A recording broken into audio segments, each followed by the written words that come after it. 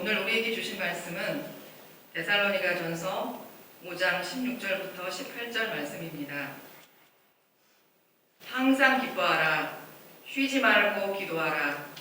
범사에 감사하라. 이것이 그리스도 예수 안에서 너희를 향하신 하나님의 뜻이니라. 아멘. 아멘.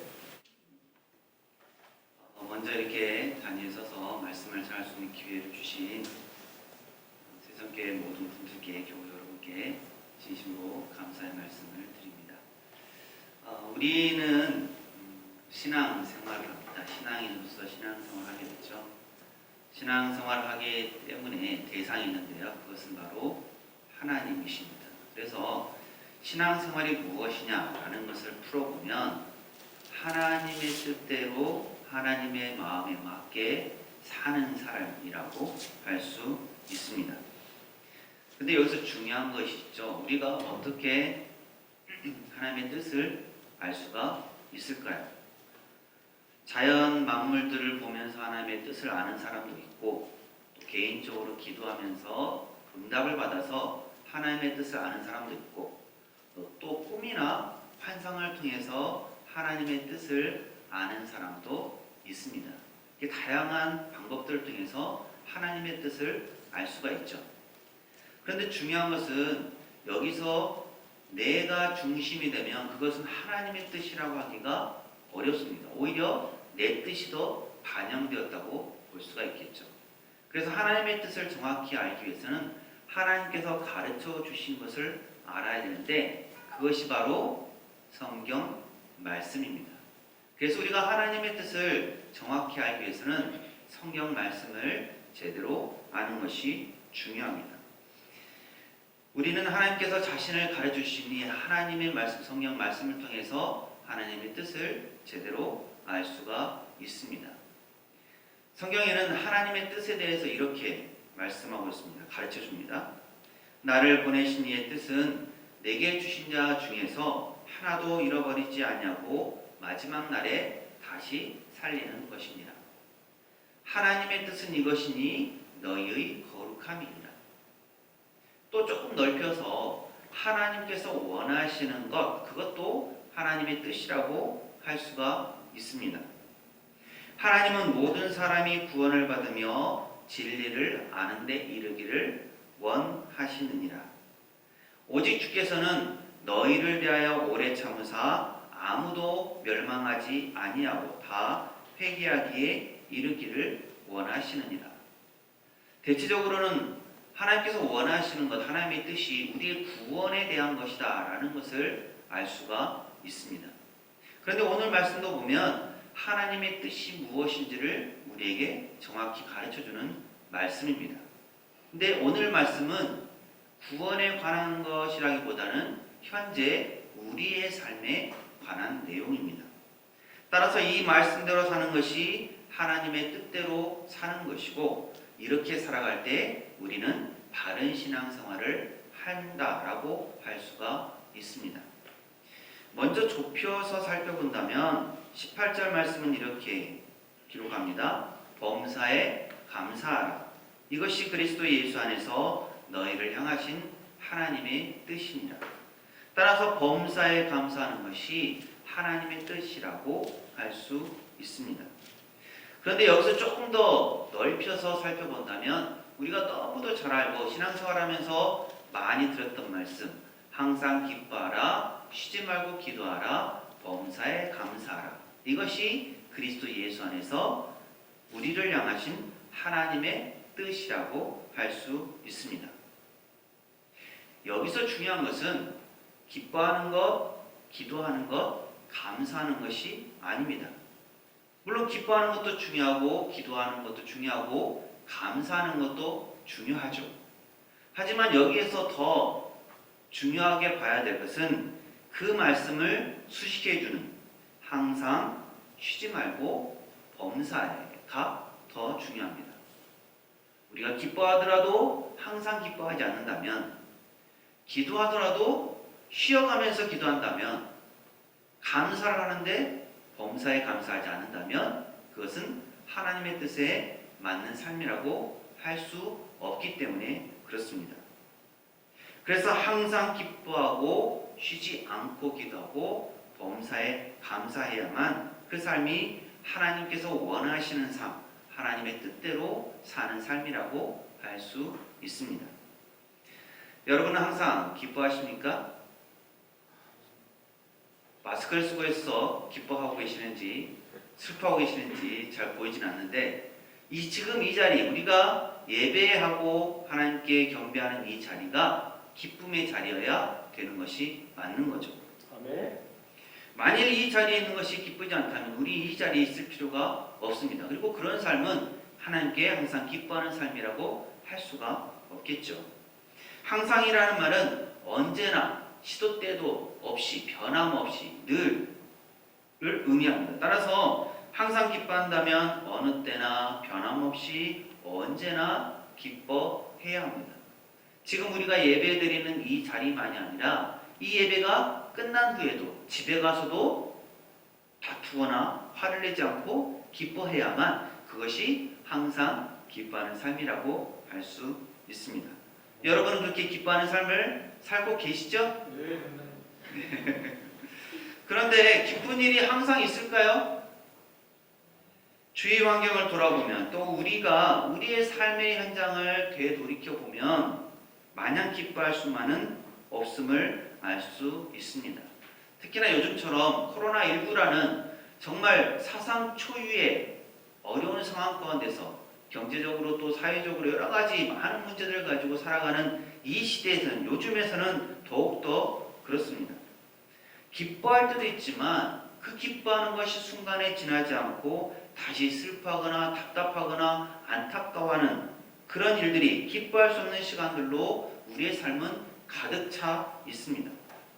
오히려 만약 누군가 언제나 항상 기뻐하고 웃는 사람이 있다면 우리는 그 사람을 정신이 조금 이상한 뭔가 문제가 있는 사람이라고 생각하기가 쉽습니다. 그만큼 항상 기뻐하는 삶이 쉽지 않다라는 것을 의미합니다. 그러면 어떻게 우리가 항상 기뻐하는 삶을 살 수가 있을까요? 제가 어렸을 때 배웠던 복음성가 찬양 중에 이런 곡이 있습니다. 제목이 너는 왜 항상 웃니? 라는 곡인데요. 아시는 분 있으실까요? 그럴 줄 알고 제가 준비를 했습니다. 불러보겠습니다. 이런 곡입니다. 너는 왜 항상 웃니? 슬퍼도 눈물 나도 남들은 모를 거야. 왠지 좋아 항상 좋아. 무엇이 그리 좋은지 나도 알게 해다오. 너와 나 만나려고 주 예수님 오셨단다. 참 기뻐 왠지 기뻐서 항상 웃고 항상 찬송. 정말 좋아 왠지 좋아 또 기뻐서 찬송하네 라는 곡입니다. 네. 아멘. 들어보신 기억 있으신가요? 기억이 없으십니까? 죄송합니다. 제가 너무 오랫동안 교회에 있다 보니까 그런 것 같습니다. 세대 차이가 많이 나나 봅니다. 이 곡은 한 어린이 그리고 다른 어린이와의 대화 속에서 있는 것을 노래화시킨 겁니다. 먼저 질문을 하는 거죠. 한 어린이가 질문합니다. 같은 친구에게 하는 거죠. 너는 왜 항상 웃니? 슬퍼할 만하고 안타까워할 만한 눈물을 흘릴 상황인데 너는 왜 웃을 수가 있는 거야? 라고 질문하니까 그 애가 대답을 하는 거죠. 남들은 몰라. 왠지 좋아. 정말 좋아. 항상 좋아. 라고 얘기를 합니다. 또 질문하죠. 무엇이 그렇게 좋은지 나도 좀 알게 해줬으면 좋겠다. 라고 얘기를 합니다. 그러니까 답을 하는 것이 너와 나를 만나려고 예수님께서 오셨단다. 라고 얘기를 하고요. 함께 기뻐하면서 참 기뻐 왠지 기뻐서 항상 웃고 항상 찬송. 정말 좋아 왠지 좋아 또 기뻐서 찬송하네 라는 후렴으로 마무리되는 그런 곡입니다. 노래 속에서 이 어린이가 왜 항상 기뻐하며 웃을 수가 있었을까요? 이 노래 속에 답이 있죠. 그것은 예수님께서 오셨기 때문입니다. 그리고 그 예수님을 그 어린아이가 만났기 때문이죠. 사실 신앙을 가진 사람, 즉 하나님, 예수님을 믿는 사람과 그렇지 않은 사람의 가장 큰 차이는 마음의 평안함입니다. 그런데 그 마음의 평안함은 누가 주시는 것일까요? 하나님께서 주시는 마음의 평안함입니다. 그 마음의 평안한 마음이 삶 가운데 드러나서 그것이 얼굴 가운데 미소로서 기뻐하는 모습으로 나타나게 된다라는 거죠. 그것이 웃는 모습이고 기뻐하는 모습이고 좋아하는 모습입니다. 상황이 어떠하든지 힘들고 어려운 상황 속에서도 미소 지으며 웃을 수 있는 이유가 바로 거기에 있다라는 거죠. 이 가사 속에 있는 것처럼 믿음을 가진 한 어린이가 다른 어린이들에 비해서 슬퍼하거나 눈물을 흘릴 수 있는 상황 속에서도 웃을 수 있고 미소 지을 수 있는 것은 예수님께서 그 어린이를 위해서 오신 것을 그 아이가 알고 그 예수님을 만났기 때문입니다. 나를 위해서 이 땅에 오시고 나를 만나주시고 나의 죄를 씻어주신 그 예수님의 사랑이 있기 때문에 또 그 예수님을 보내주신 하나님의 은혜가 있기 때문에 그리고 그 사실을 알고 믿기 때문에 이 어린이는 항상 웃을 수가 있는 것입니다. 어린아이이기 때문에 마냥 기뻐하면서 웃는 것일까요? 그렇지만은 않습니다. 오늘 우리의 삶에서도 예수님께서 나를 위해 이 땅에 오셨다라는 그 사실을 기억한다면 우리는 기뻐하는 삶을 살 수 있습니다. 신앙이 없는, 믿음이 없는 사람에게는 전혀 불가능한 일이지만 믿음 있는 사람에게는 가능한 일입니다. 비록 환경이 여의치 않고 웃을 일이 별로 많지 않아도 예수님을 만난 사람은, 하나님의 사랑을 경험한 사람은 항상 기뻐하고 미소 짓는 삶을 살 수가 있습니다. 우리의 삶이 바로 그러한 삶이 되기를 바랍니다. 네. 두 번째로 여러분은 쉬지 않고 기도하십니까? 다른 할 일도 많고 시간도 별로 없는데 어떻게 쉬지 않고 기도할 수가 있습니까? 기도에 대한 여러 가지 정의가 있지만 우리는 기도를 가리켜서 영적인 호흡이라고 합니다. 우리가 살아가는데 육체적 호흡이 중요하죠. 들숨과 날숨, 숨을 뱉고 들이마시고 하는 것들이 자연스럽게 내가 숨을 쉬어야지, 숨을 내쉬어야지, 내가 숨을 들이쉬어야지 이렇게 생각하고 하는 것이 아니라 숨을 내뱉고 받아들이는 것이 자연스럽게 호흡이 이루어질 때 우리는 살아가는데 큰 문제가 없습니다. 그만큼 육체적인 호흡은 중요하죠. 잠깐은 쉴 수 있지만 그 쉬는 것이 오래가면 그 생명은 유지되기가 어렵습니다. 마찬가지로 기도를 영적인 호흡이라고 한다 하는 것은 하나님께 묻고 그걸로 끝나는 것이 아니라 하나님으로부터 응답을 받는 기도의 자연스러움이 있어야 되고 그렇게 기도의 자연스러움이 있을 때 우리의 영이 살게 된다라는 것을 의미합니다. 호흡이 잠깐은 끊길 수 있지만 어느 한계치를 넘어서면 그 생명이 죽게 되는 것과 마찬가지로 기도도 잠시 동안은 끊길 수 있지만 그 시간이 너무 오래된다면 우리의 영은 죽게 된다라는 말씀입니다. 그렇다면 우리는 우리의 영을 위해서 쉬지 않고 기도해야 합니다. 여러분이 쉬지 않고 기도하십니까?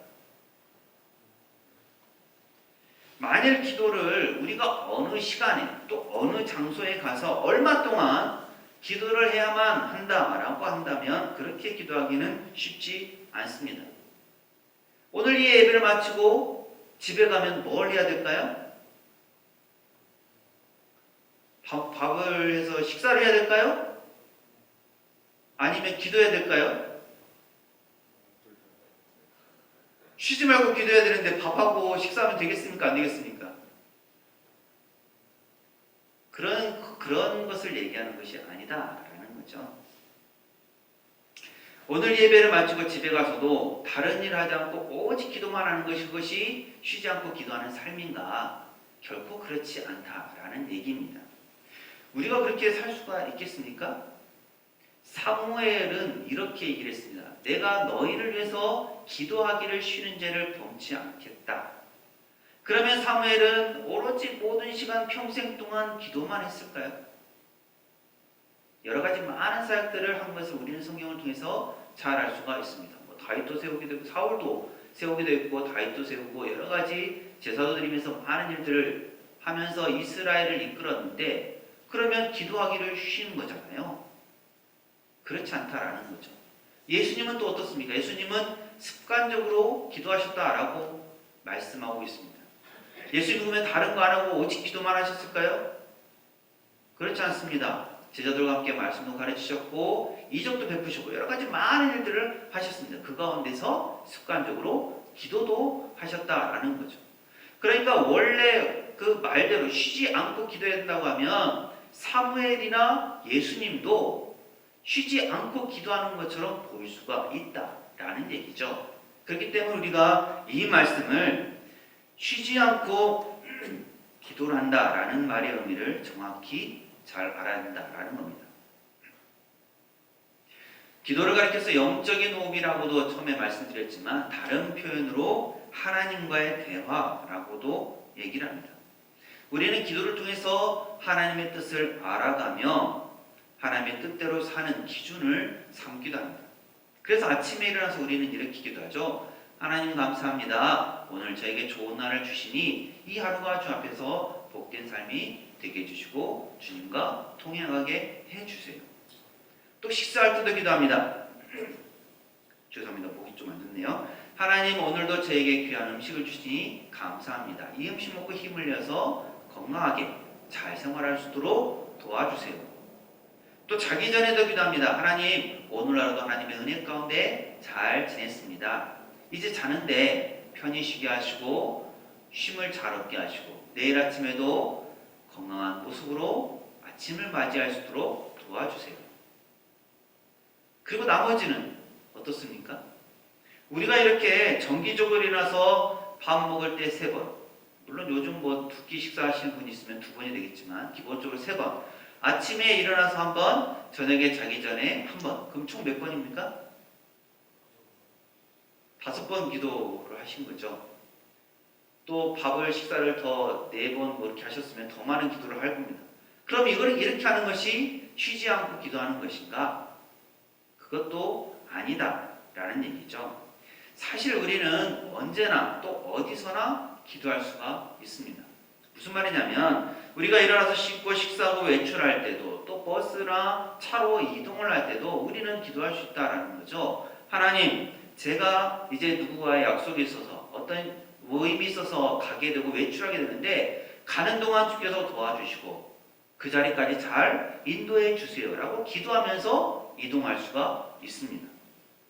또 누군가와도 만날 때도 하나님이 이 만남 가운데 함께해 주세요. 서로에게 유익이 되는 말을 하게 하시고 이 만남을 통해서 하나님의 사랑이 더 드러나도록 도와주세요. 또 어느 장소에서도 기도할 수 있습니다. 하나님, 이 자리가 하나님께서 허락하시는 복된 귀한 자리가 될 수 있도록 도와주세요. 사무엘의 기도가 그랬고 예수님의 기도가 그랬습니다. 언제나 어디서나 하나님의 도우심을 구하면서 하나님께서 원하시는 것이 무엇인지를 물으면서 하나님의 뜻을 생각했다는 말씀입니다. 그렇게 될 때 우리가 하나님과의 온전한 교제를 이룰 수 있게 되고 그런 삶이 기도하는 삶, 쉬지 않고 기도하는 삶이 될 수가 있습니다. 단지 어떤 한 시간 어느 한 장소에만 국한되지 않고 언제나 어디서든지 하나님께 묻고 하나님의 뜻을 구하면서 매 순간 하나님과 동행하는 삶이 바로 쉬지 않고 기도하는 삶이라는 얘기입니다. 우리 모든 새성교회 교우들도 그러한 쉬지 않고 기도하는 삶을 사시기를 바랍니다. 그리고 여러분은 범사에 감사하십니까? 감사는 기본적으로 어떤 일에 대해서 응답하는 표현입니다. 신앙생활에 있어서 감사다라고 하면 당연히 하나님께 대한 것이 되겠죠. 우리는 하나님께 감사하는 삶을 살고 있습니다. 또 감사하는 삶을 살아야 합니다. 그런데 범사, 즉 모든 일에 감사하십니까? 모든 일이라는 것은 잘된 일, 즐거운 일, 행복한 일만을 의미하지 않습니다. 안 좋은 일, 불쾌한 일, 고통스러운 일, 슬픈 일도 의미합니다. 여기에는 여러 수준이 있습니다. 가장 기본적인 감사는 감사할 일을 가지고 감사하는 것입니다. 예를 들어서 어떤 회사에 취직하기 위해서 취직을 준비하면서 공부를 열심히 하고 취직 시험을 치렀습니다. 입사 시험을 치렀죠. 다행히 잘 준비해서 시험에 합격하였고 그 회사에 취직하게 되었습니다. 요즘처럼 경제적으로 사회적으로 어려운 상황 가운데 취직이 되었습니다. 얼마나 감사한 일입니까? 그로 인해서 감사하는 것은 당연한 일입니다.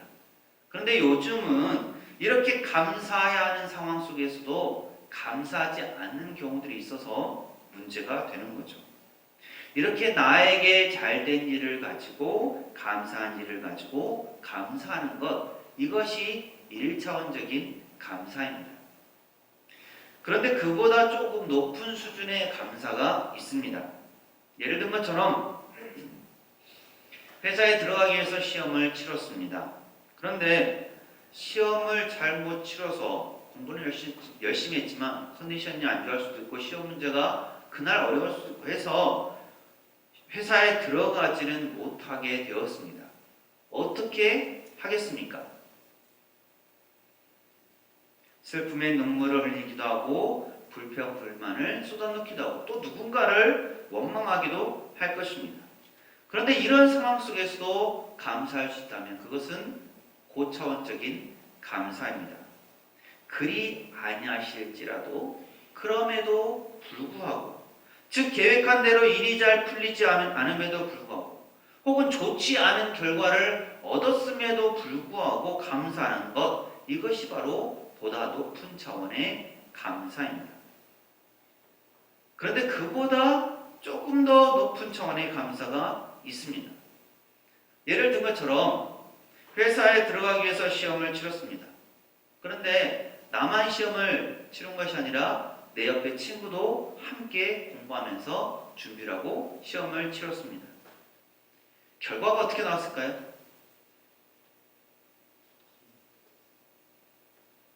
나는 시험에 불합격해서 회사에 들어가지 못했는데 친구는 시험을 잘 치러서 합격해서 회사에 들어가게 되었습니다. 어떻게 하겠습니까? 물론 감사하겠죠. 여러분이라면 정말 친구가 회사에 들어갔을 때 얼마나 감사한 일인가 알고 감사하겠지만 저는 그렇지 못하겠습니다.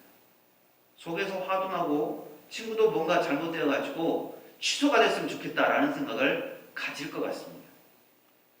사촌이 땅을 사면 배가 아프다는 말처럼 옆에 친구가, 이웃이, 누군가가 나는 잘못됐는데 잘 된다고 하면 그것이 더 화가 나는 경우가 있습니다.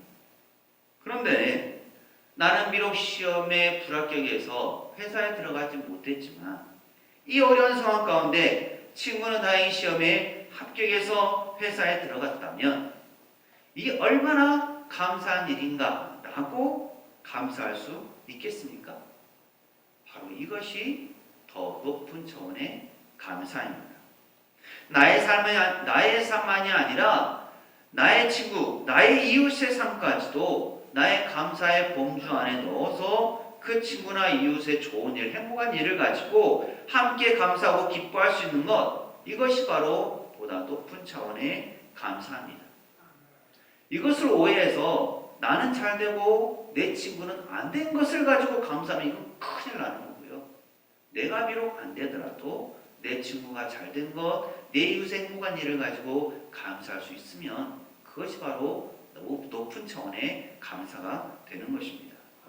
이렇게 감사할 수 있는 조건에서 감사하는 것을 넘어서 감사할 수 없는 조건에서도 감사하고 친구나 이웃의 삶에 대해서도 감사하는 것, 이것이 바로 범사에 감사하는 삶의 모습입니다. 여러분 이렇게 범사에 감사하는 삶을 살고 계십니까? 나와 나뿐만이 아니라 내 친구, 내 이웃의 삶까지도 함께 감사하며 기뻐하는 삶이 우리 모두의 삶이 되기를 바랍니다.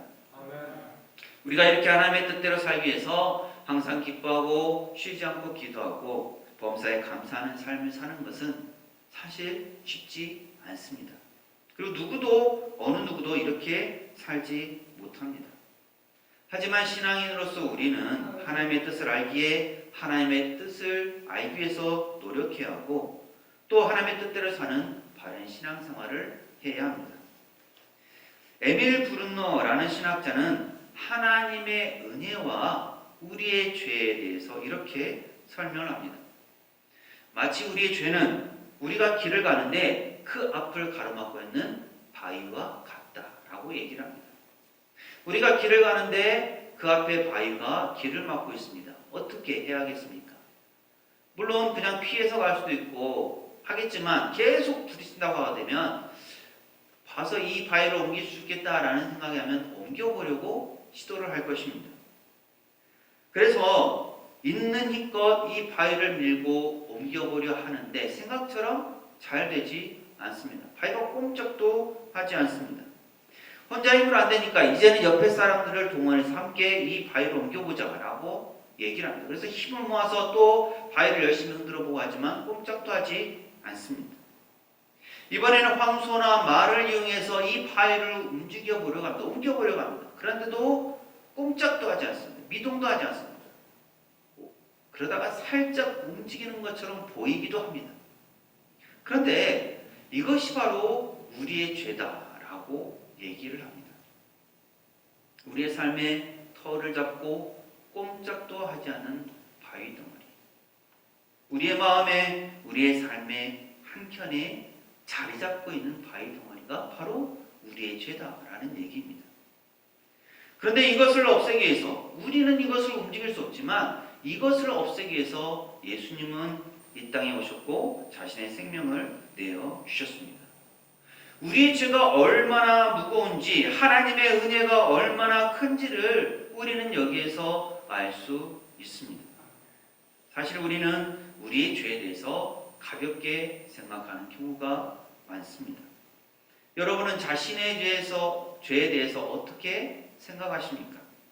내 삶에, 내 마음에 그 죄가 얼마나 자리 잡고 있다고 생각하십니까? 뭐 별거 아니라고 쉽게 움직일 수 있다고 내가 마음만 먹으면 내가 결단만 하면 이 죄 그냥 없애버릴 수 있다라고 착각하고 계시지는 않으십니까? 우리는 우리 안에 있는 진짜 죄의 무게를 알지 못합니다. 기본적으로 물건의 가치는 그 물건의 값에 의해서 결정이 됩니다. 우리가 시장에 가나 슈퍼에서 물건을 살 때 값을 지불하는 것은 그 물건이 그만큼의 값어치가 있다라는 것을 의미합니다. 마찬가지로 진짜 죄의 무게는 우리의 생각이나 우리의 결단에 의한 것이 아니라 그 죄의 값을 치룬 내용에 의해서 결정이 됩니다. 즉 예수님께서 우리의 죄를 없애기 위해서 자신의 생명을 내어주셨다면 우리의 죄는 그만큼의 무게입니다. 우리의 죄가 가볍다면 예수님께서 죽으실 필요가 없으셨습니다. 우리의 죄가 가볍다면 예수께서 자신의 생명을 내어놓으실 이유가 없으셨습니다. 우리의 죄가 가볍다면 예수께서 십자가에 달려 돌아가신 이유가 없으셨습니다. 우리의 죄가 결코 가볍지 않기에 예수님은 우리의 죄를 없애기 위해서 피를 흘려주셨고 자신의 생명을 내어주셨습니다. 우리의 죄는 우리의 생각에 의해서 정해지는 것이 아니라 하나님께서 베푸신 은혜, 예수님께서 치르신 그 사랑의 값에 의해서 정해집니다. 그만큼 하나님의 은혜는 크고도 놀랍습니다. 우리가 이 사실을 기억한다면 우리는 우리의 죄를 가볍게 여기지 않게 되고 하나님의 은혜를 작게 여기지 않게 됩니다. 그리고 우리가 이러한 하나님의 은혜를 기억한다면 우리는 항상 기뻐할 수 있습니다. 쉬지 않고 기도할 수 있습니다. 범사에 감사할 수 있습니다. 사실 항상 기뻐하는 삶, 또 쉬지 않고 기도하는 삶, 범사에 감사하는 삶은 따로 떨어져 있지 않습니다. 우리는 항상 기뻐하기 위해서 쉬지 않고 기도해야 되고 또 쉬지 않고 기도하면서 범사에 감사하고 또 범사에 감사할 때 항상 기뻐할 수가 있습니다. 이것이 하나의 덩어리로 우리의 삶 가운데서 이루어지면서 하나님의 뜻을 이루게 됩니다. 비록 현실은 답답하고 기뻐할 일이 그리 많지 않아도 하나님 은혜를 기억하면서 항상 기뻐하고 시간에 쫓겨 살면서 다른 할 일이 많아도 하나님의 은혜를 구하면서 쉬지 말고 기도하고 비록 계획대로 일도 안 되고 감사할 조건이 별로 없음에도 불구하고 하나님의 뜻을 구하면서 범사에 감사하는 것, 이것이 바로 우리를 향하신 하나님의 뜻입니다. 그리고 그렇게 사는 삶이 하나님의 뜻대로 사는 삶이며 우리가 계속 노력하며 살아가야 할 바른 신앙생활입니다. 우리가 사는 동안에 비록 이것을 완성할 수는 없겠지만 우리가 기억하고 생각하고 노력한다면 어제보다는 오늘 우리는 더 나은 삶을 살 것이고 오늘보다는 내일 더 행복해질 수 있습니다. 우리 세상교회 모든 교우들이 각자의 삶의 현장에서 오늘 이 말씀을 기억하면서 하나님의 뜻대로 사시기를 바랍니다. 아멘.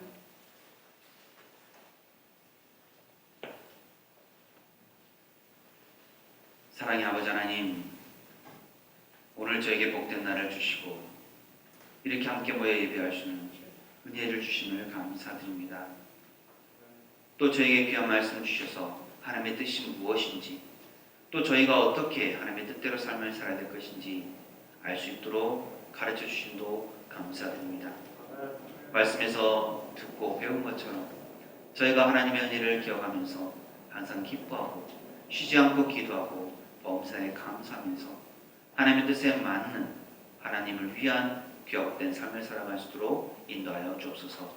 세상교회 모든 교우들의 삶의 현장에 주님께서 함께 하셔서 늘 동행하여 주시고 하나님의 은혜 안에 머무는 복된 삶을 사는 모든 교우들일 수 있도록 인도하시길 간절히 소망하오며 예수님 이름으로 기도합니다. 아멘. 지금은 우리 주님 예수 그리스도의 은혜와 아버지 하나님의 무한하신 사랑하심과 성령님의 충만 교통하심이 항상 기뻐하며 쉬지 않고 기도하며 범사에 감사하면서 하나님의 뜻대로 살기를 소망하는 세상교회 모든 교우들과 삶의 현장 위에 모든 기도 제목 위에 또 이 한 주간의 모든 삶 위에 이제부터 영원토록 함께 하시기를 간절히 축원하옵나이다.